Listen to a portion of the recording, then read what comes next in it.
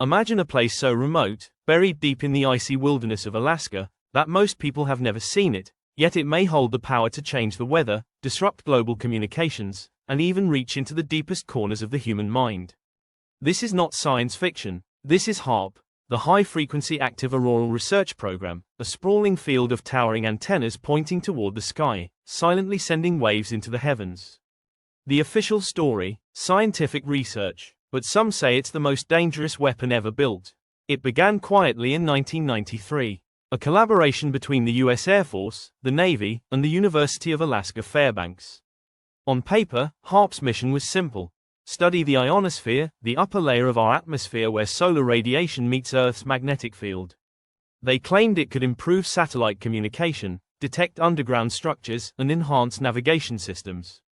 But soon, strange rumors began to spread, whispers that HAARP was not just observing the sky, it was changing it. Stretching across 33 acres, more than 180 massive antennas stand in perfect rows, like a metallic army aiming upward. When they transmit together, they send millions of watts of high-frequency radio energy into the ionosphere. To most, it sounds like harmless science.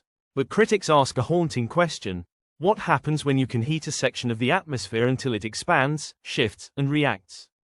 Could you steer storms? Could you create them? Conspiracy theorists were quick to connect HAARP to major weather disasters. Some pointed to Hurricane Katrina in 2005, claiming its unusual path and deadly intensity were no accident. Others linked HAARP to the 2010 Haiti earthquake, suggesting its powerful waves could trigger tectonic movements. Scientists call these ideas pure fiction. But if they're fiction, why does HAARP operate under such secrecy? For years, the facility was closed to the public. Even residents of Gakona, the small Alaskan town nearby, were kept far away. No media tours, no transparency. It only fueled suspicion. Former military insiders hinted that HAARP's capabilities went far beyond weather manipulation. They spoke, in hushed tones, of something far more disturbing: the ability to influence human thought. Imagine a technology that could subtly alter brainwaves, affect sleep patterns, trigger anxiety, or even plant emotions. Research has shown that low-frequency electromagnetic waves can affect human noi. What if I told you that HAARP's signals might not stop at the edge of Alaska, that they could travel across continents, silently passing through cities, forests, oceans, and even the walls of your own home? That's the fear some whistleblowers have hinted at. According to them, HAARP's energy pulses can be tuned to interact with the human brain's natural frequencies. The result: subtle influence over mood, decision-making, even crowd behavior, without the target ever realizing it. Officially, HAARP denies any involvement in mind control experiments. Yet, declassified documents from other Cold War programs tell a different story. Projects like MKUltra proved that governments had both the desire and the funding to explore psychological manipulation on a massive scale. If they could do it in the 1960s with crude technology, what could they achieve now, with an entire field of antennas capable of bathing the atmosphere in high-frequency waves? The more you look into it, the more strange coincidences you find. In 2011, massive solar flares were expected to disrupt satellite communications across the globe. But in certain regions, signals remained crystal clear, almost as if someone had been shielding the ionosphere. A year later, during a series of geopolitical protests, eyewitnesses in multiple countries reported hearing an eerie, low hum in the sky, the exact kind of sound HAARP's transmissions are rumored to produce.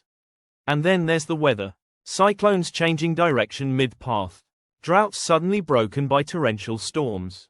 Flooding in one country, perfect skies in another. Nature is unpredictable, yes, but could some of these coincidences be the result of human interference? Several independent researchers think so, and they point to HAARP as the prime suspect. In 2016, HAARP briefly opened its doors to the public for the first time. Visitors were shown rows of harmless-looking antennas, given cheerful explanations about scientific curiosity, and told there was nothing to fear. Yet, those same visitors were never allowed into the main control rooms or anywhere near the high-power generators. Cameras were restricted. Questions about military applications were quickly brushed aside. The smiles were there, but so were the locked doors. Some say HAARP is only one piece of a much larger puzzle.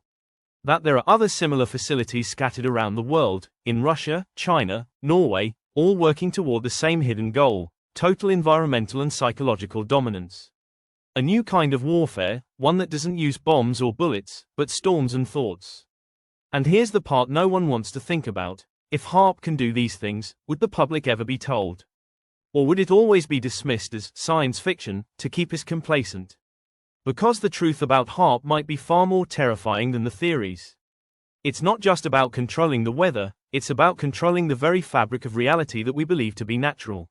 So next time you feel a storm brewing out of nowhere, or hear a faint hum in the distance, or wake from a dream that feels strangely placed, remember this: somewhere in the frozen silence of Alaska, hundreds of antennas may be pointing toward the sky, but their real target could be you.